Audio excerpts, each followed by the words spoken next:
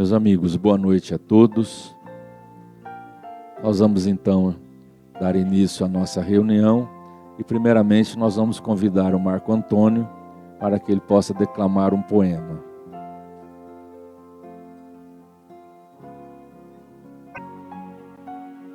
Boa noite, amigos. O poema é de Braulio Peça. Ele fala sobre o verdadeiro sentido do Natal. Que neste Natal, todos nós possamos compreender o verdadeiro sentido desta data. Onde veio a esse mundo um homem bom e destemido. O dono da festa não pode ser esquecido. Olhem, observem, vindo lá do Polo Norte com seu trenó iluminado, olha que interessante, no Natal, Papai Noel é mais lembrado do que Jesus. Ô balanço incoerente, onde um saco de presente pesa mais do que uma cruz. Ganhar presente é bom, mas bom mesmo é ser presente, ser amigo, companheiro, parceiro. Ser aquele abraço quente que permite que os nossos olhos não enxerguem só a gente. Vamos todos nós fazermos uma reflexão, independentemente da sua crença ou fé de religião. Que possamos fazer sempre o bem. Mas veja, não basta apenas orar, se não existir uma ação. Alimente o mendigo que vive no meio da rua, acoberte um indigente, coberto só pela lua, abrace um desconhecido, arrume forças para ajudar um amigo, reerguer um amigo que caiu, dê uma palavra de incentivo para aquele que já desistiu, para aquele que parou, que vale a pena seguir, e aquele que errou, que dá tempo de corrigir. Convença quem está triste, que vale a pena voltar a sorrir. Que possamos fazer sempre o bem. Parece até algo fora de moda, soa até como um clichê, mas quando a gente ajuda alguém, o ajudado é você. E com esse sentimento firme, forte e verdadeiro, todos nós possamos viver o Natal, o ano inteiro. Meus amigos, nós estamos recebendo hoje Dr. William dos Reis, amigo nosso da cidade de Guarani do Oeste, companheiro que lá milita na Seara Espírita, trabalhando incansavelmente em uma casa espírita que nós tivemos a alegria de conhecer, desenvolvendo várias tarefas doutrinárias e assistenciais. A convite nosso, ele está conosco hoje para a mensagem, para a nossa reflexão. Então, é com alegria que nós vamos ouvir o nosso irmão. Boa noite a todos. É uma alegria nós estarmos aqui nesta noite para compartilhar de alguns momentos de reflexão acerca do Evangelho. E o nosso desejo é que a paz de Jesus sirva-nos de alicerce para a construção da nossa própria paz. Maria, jovenzinha, havia se casado com José, um homem mais velho que ela. E ela, Maria, nutria no íntimo do seu sentimento, do seu comportamento, dos seus desejos de afeto, um amor muito grande por sua prima Isabel, que estava grávida. Isabel, que já para os tempos, os costumes da época, havia ficado grávida já com uma idade avançada, fora visitar Maria. E naquela tarde, Maria disse para ela: Isabel, quando estiveres a termo, no dia do trabalho de parto, em que você dará à luz, e todos nós sabemos que Isabel deu à luz a João Batista, aquele que batizou Jesus, nas águas do Rio Jordão. Maria lhe disse: Isabel, quando estiveres a termo, acenda no topo da montanha uma fogueira, porque se estiver de dia, nós veremos a fumaça, e se for à noite, veremos a claridade, e eu subirei para te auxiliar. As duas se despediram e Isabel retorna para a sua casa. Naquela noite, algo curioso aconteceu, que Isabel sonha com aquele que seria o seu filho. E ele diz para ela: mamãe, corra amanhã, bem cedinho, e diga a Maria que ela está grávida. Mamãe, ela está grávida do Messias, e o seu nome será Jesus. Antes do amanhecer do dia, Isabel dá um pulo da cama, desce o morro correndo e bate às portas de Maria, dizendo: Maria, Maria, Maria, Maria, Ave Maria, cheia de graça, o Senhor é convosco. Bendita sois vós entre as mulheres, e bendito é o fruto do vosso ventre, Jesus. E nesse preâmbulo do Natal, onde nós, nesta noite, tivemos a alegria de nos lembrar de qual é o verdadeiro sentido do Natal. Nesses dias que antecede o nascimento do homem que se apequenou para estar junto conosco, do governador planetário que vem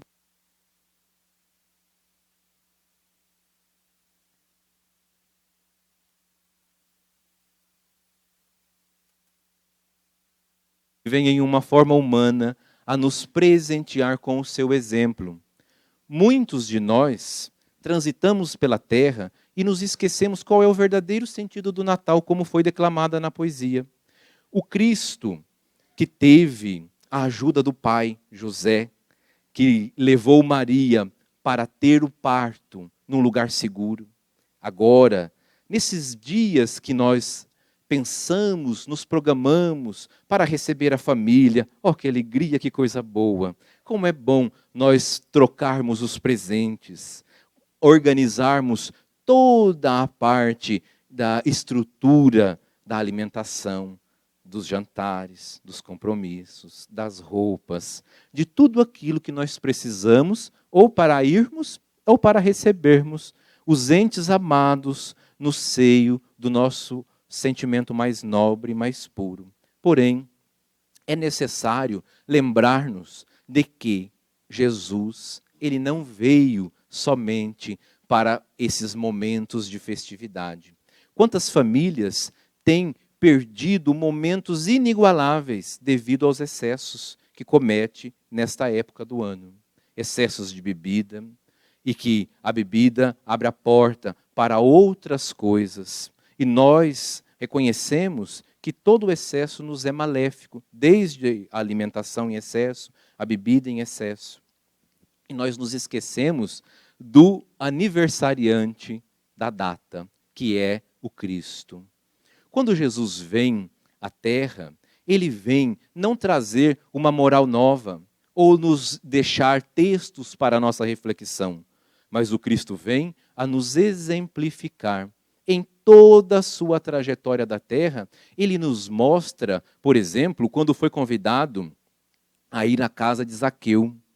Zaqueu, publicano, cobrador de impostos, era ele e os seus amigos que cobravam impostos tidos como pessoas de má vida.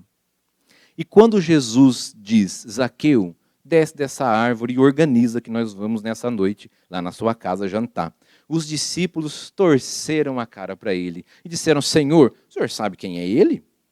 Sim, eu sei. Mas o senhor vai ter coragem de pisar na casa dele? E o Cristo, naquele dia, quando a tarde cai, vai com os discípulos à casa de Zaqueu. E Zaqueu diz: Senhor, muitos têm falado que eu sou uma pessoa ruim, que eu enriqueci ilicitamente. Mas como o senhor pode ver, vedes quantas pessoas eu emprego, a quantas famílias eu dou guarida, a quantas pessoas eu tenho saciado a fome. E Jesus olha para ele e diz: servo bom e fiel.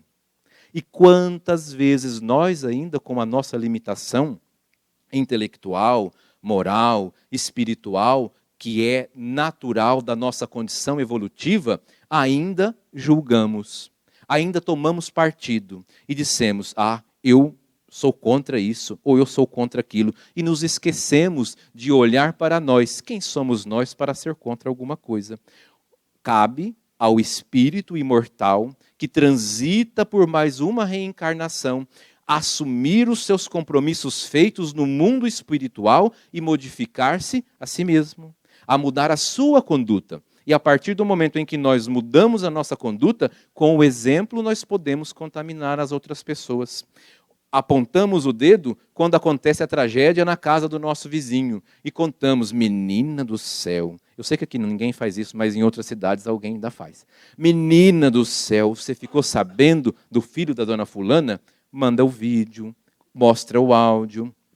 Porém, nos esquecemos que a caridade não é só no final do ano nós darmos uma cesta, darmos um panetone, um pacote de arroz. A caridade, ela começa com a caridade moral, quando você compreende que se o outro erra é porque ele tem uma deficiência moral. E que esse erro, quem sabe outrora, nós fizemos muito pior. Quem somos nós para julgar as pessoas? O Cristo, quando é observado por Simão Pedro, na sala da sua casa, conversando com Maria Madalena pecadora, Simão Pedro torce a cara, nos diz Humberto de Campos no livro Boa Nova. E Maria de Madalena, quando Jesus morre, é morto, assassinado, depois da crucificação, como nós sabemos, a história fica sozinha e se encaminha para o Vale dos Leprosos. Quantas pessoas que se equivocaram carecem de uma oportunidade nova e que nós negligenciamos, erramos, não damos a oportunidade porque o indivíduo tem um histórico. E, ao contrário, Jesus acolhia as pessoas que, por esse ou outro motivo, haviam se equivocado. Quantos de nós aqui nesse salão já erramos?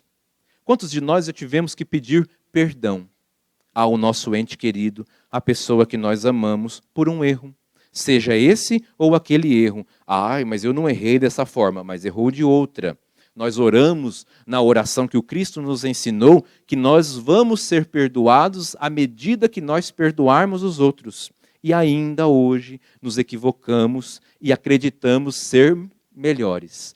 Toda vez que alguém aponta o erro do outro, seja com um comentário maledicente, ou seja, com alguma dissensão entre as pessoas, levando o acontecido, nós nos acreditamos melhores que os outros. Então nós apontamos o dedo e dissemos, você ficou sabendo?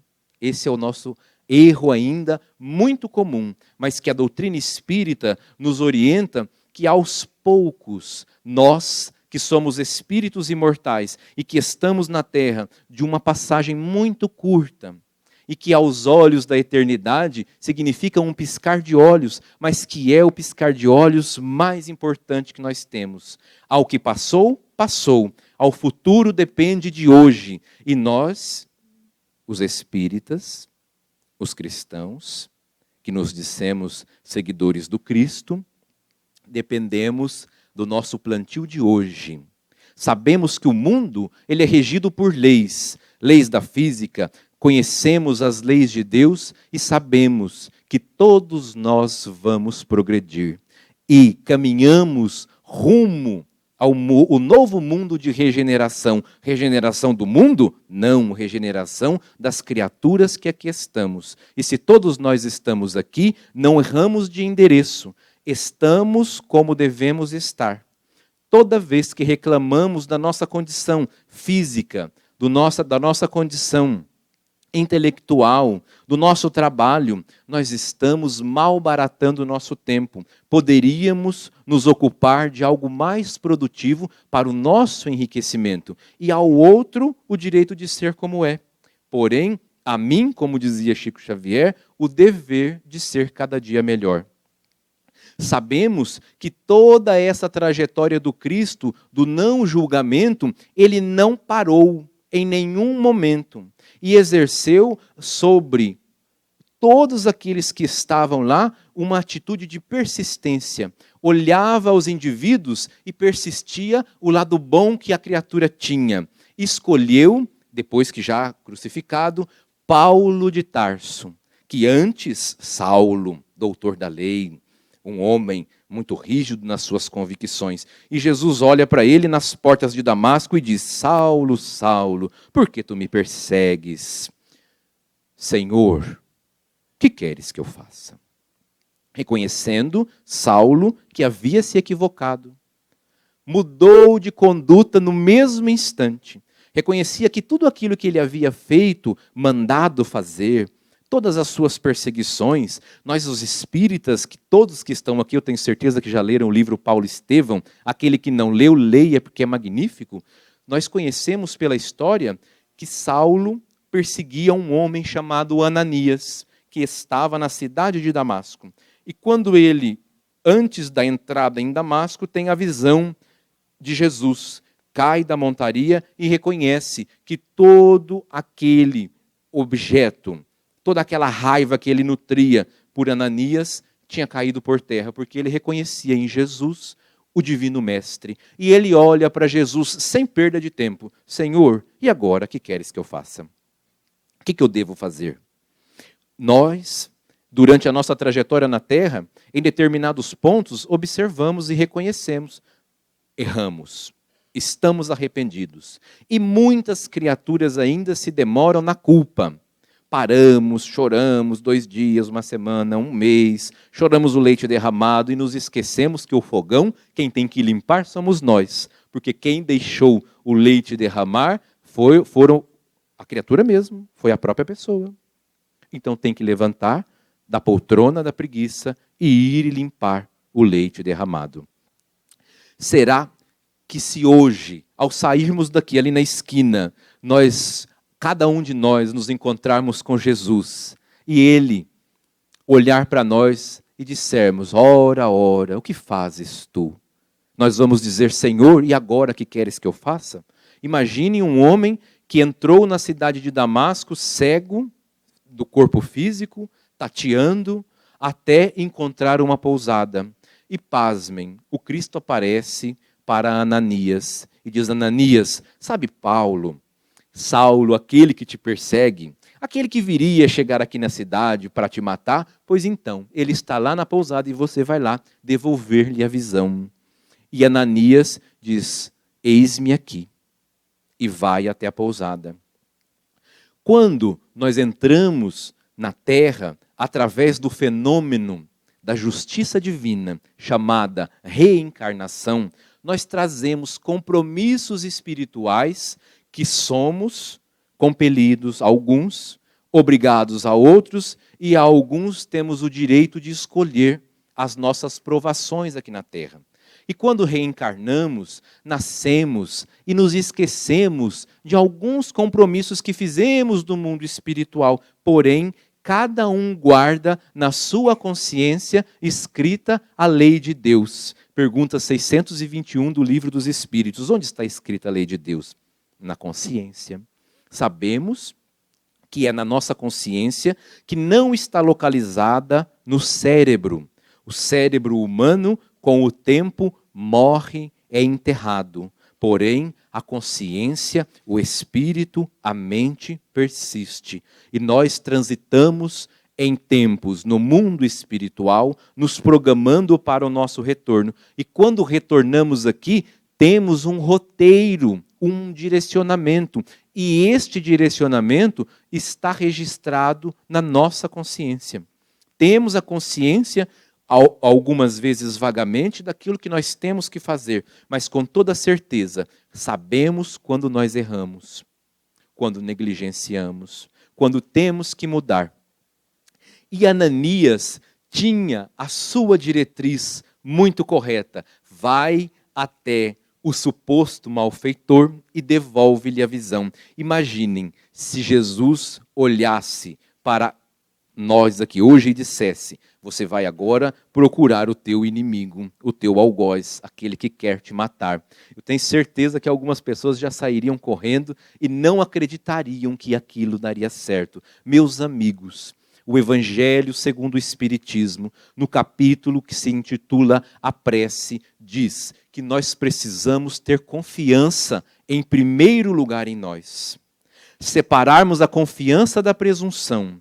Confiança é quando eu utilizo o meu raciocínio e exerço em cada ponto a minha fé raciocinada e compreendo que existe a inteligência suprema do universo que comanda todas as coisas, que é Deus, e que todos nós somos irmãos, e que Deus, um Pai de infinito amor e bondade, jamais quer castigar os filhos. Portanto, as nossas provações aqui na terra, as nossas dificuldades dentro do lar, quando aquela pessoa difícil nos desafia, quando aquele indivíduo que mora conosco tem um comportamento, não é para ter raiva, como Jesus não tinha raiva das pessoas que erravam.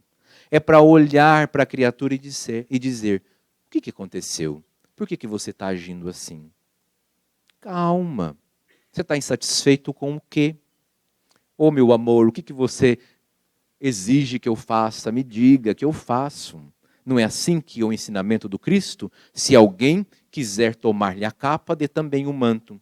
Se alguém lhe der um bofete do lado direito, ofereça também à esquerda. Nós sabemos que nós precisamos nos defender, porém, é necessário pensar qual é o comportamento que eu tenho assumido, que eu tenho adotado para a minha vida perante os meus, as pessoas que estão comigo. Alguns de nós erramos e não conseguimos nos perdoar a nós mesmos. Condenamos-nos e nos demoramos na culpa e nos acomodamos séculos. E no livro Fonte Viva, no capítulo 99, o Espírito Emmanuel, ele vai dizer que nós precisamos persistir, que aquele que planta, para que chegue o termo de colher o fruto, a fruta, as flores, é necessário o cultivo daquela planta. Porque se tiver água demais, a planta morre. Se faltar água, a planta seca. Se você não observar as ervas daninhas, elas abafam a plantinha tenra e mata aquela plantinha. E assim é o Evangelho dentro de cada um de nós. Nesse final de ano, nós vamos nos lembrar da proteção de José para com Jesus, que caminha com Maria, a fim de que o filho tenha a total proteção.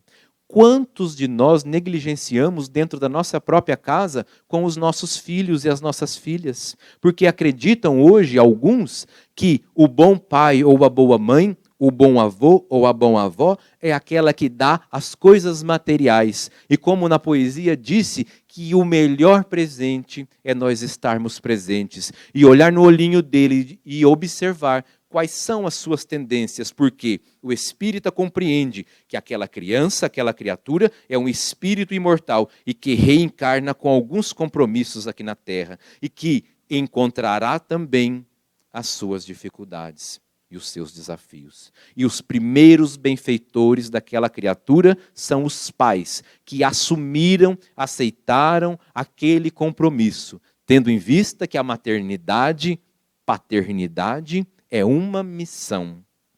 E que aquela criatura, antes de ser o nosso filho, a nossa filha, é um filho de Deus. Muitas pessoas se preocupam em deixar a herança e dizem, dando desculpa, olha, eu trabalho assim porque eu quero deixar eles bem. Eu quero deixar todo o conforto. E quando a criatura desencarna, com 6 meses a família torrou tudo, acabou tudo, o espírito do outro lado está aí numa perturbação, querendo saber o que foi feito da empresa, o dinheiro, aquilo que deixou. E vem as reuniões mediúnicas de desobsessão para serem socorridos. Lê do engano. Colocou o móvel na sua vida, o objetivo maior, colocou o seu coração em um tesouro que ficou aqui na terra e se enganou. Meus amigos, a melhor herança é o exemplo. A melhor herança que nós podemos deixar é a convivência, é o olhar no olho e a observação das tendências daquela criatura que ali do nosso lado estão. E a observação de que esse espírito imortal, ele também necessita da correção, como nós. Mas não é a corrigenda rígida, dura, a gritaria, o espancamento. Não precisa disto. Mas é o olhar no olho e, às vezes, a firmeza. Como disse Jesus, dizei o vosso sim, sim, não, não. Paulo de Tarso, nesse capítulo 99 do Fonte Viva, ele vai nos orientar que mesmo que os nossos braços estejam doloridos e os nossos joelhos desconjuntados, nós não podemos parar. O parar é a compreensão e o reconhecimento que a nossa vida ela é imortal e que nós não morremos. Aquilo que morre é o nosso corpo físico. E quando nós entramos no mundo espiritual, ninguém vai nos perguntar quem nós somos, que cargo nós tivemos aqui na terra, o que nós conquistamos e deixamos para os nossos familiares, mas sim nos dará o bilhete, as nossas atitudes e o convívio com as pessoas, que é através desse convívio que nós exercitamos as virtudes que cada um de nós temos no nosso íntimo. Somos herdeiros naturais de tudo que é bom, de tudo que é nobre e de tudo que é belo. Porém, alguns de nós pegamos o talento que Deus nos confiou, o cheque em branco que Jesus nos deu, e enterramos o talento como aquele servo mau, e que, ao final, será-lhe tirado aquilo, o pouco que tem. Porém, alguns de nós já compreendemos e multiplicamos o talento. Colocamos o talento em favor dos outros e compartilhamos também, compreendendo que a alegria do outro também é minha alegria. Que não existe outro ponto no mundo que não seja fazer os outros também felizes na medida do nosso possível. E o espírita ele compreende que existe uma inteligência suprema do universo que governa o mundo, que é Deus. E nós reconhecemos um Deus único. Sabemos da imortalidade da alma, que nós não morremos. Continuamos vivos, transitando, ora no mundo espiritual, ora no mundo físico. Compreendemos essa transitoriedade e damos menos importância àquilo que tem menos importância. Valorizamos aquilo que tem mais importância e reconhecemos que essa transitoriedade das coisas, nós vamos morrer, desencarnar, reencarnar novamente aqui na Terra. Reconhecemos que existem outros mundos habitados também, mundos muito mais felizes que a Terra e mundos mais tristes também. Sabemos que existe no nosso íntimo uma antena que se chama a comunicação dos espíritos conosco através da nossa intuição.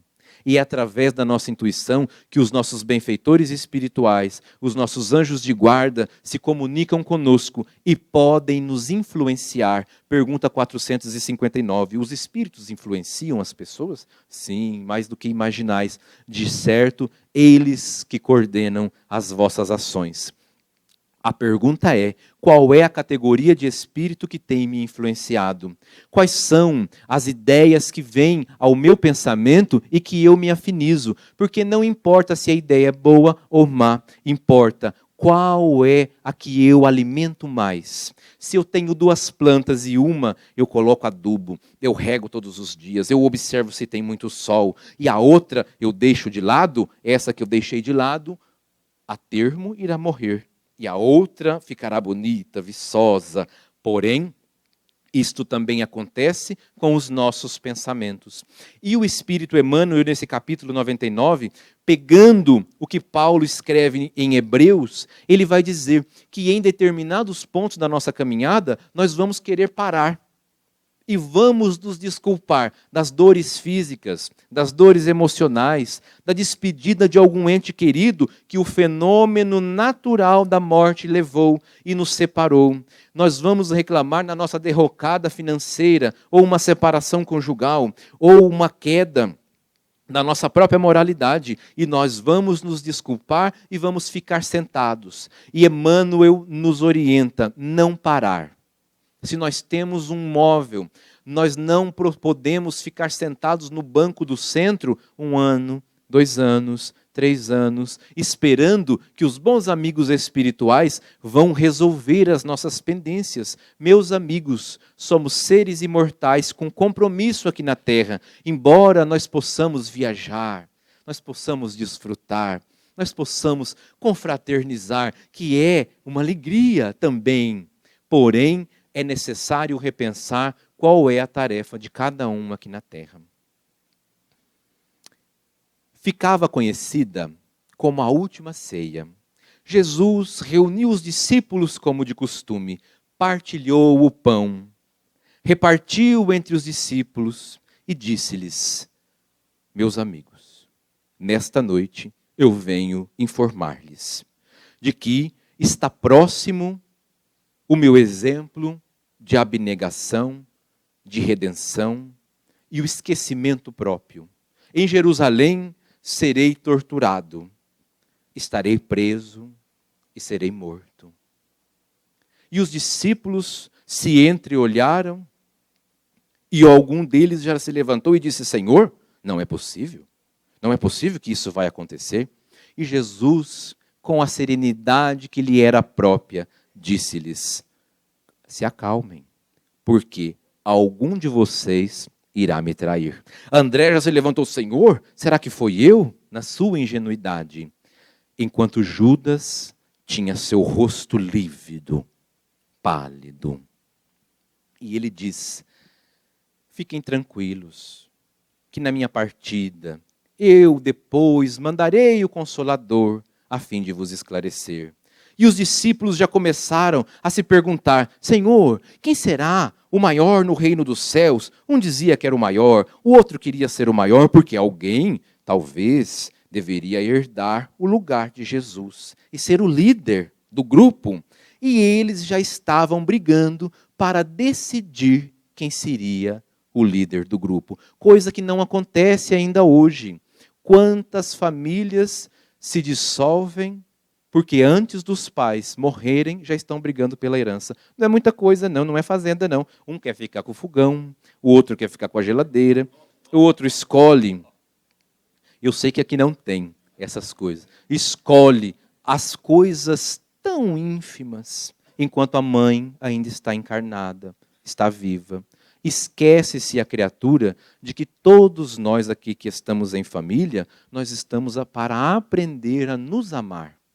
Muitos espíritas se preocupam e pensam: o meu filho deve ser um antigo assassino meu. A minha filha deve ser a minha rival. Porém, isto não importa mais. Se nós estamos juntos, você pega no final do ano, compra um panetone e dá para a sogra. Diz: minha querida, é o que eu trouxe para você. Para o cunhado você dá 2 panetones para o cunhado. E chama para comer na sua casa e diz: não precisa trazer nada, que eu vou bancar.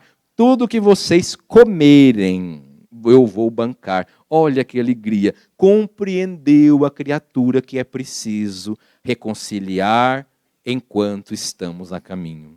A criatura compreende que é no âmbito familiar o maior desafio. E compreendendo que é no âmbito familiar o desafio, ele estende o seu comportamento para a sociedade onde vive.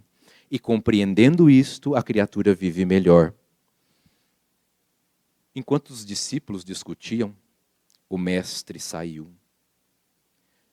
E nos moldes dos escravos, retirou a túnica, pendurou o manto, retirou as sandálias que lhe serviam de calçado e colocou a faixa, como os escravos, somente nas partes genitais. Toma o jarro d'água, a bacia e abaixa.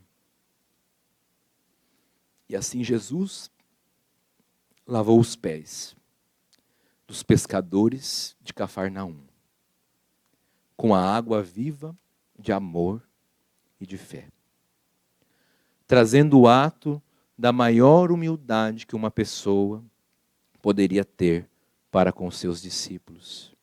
E demonstrou que aquele que quiser ser o maior no reino dos céus, deverá, aqui na terra, ser o maior servidor.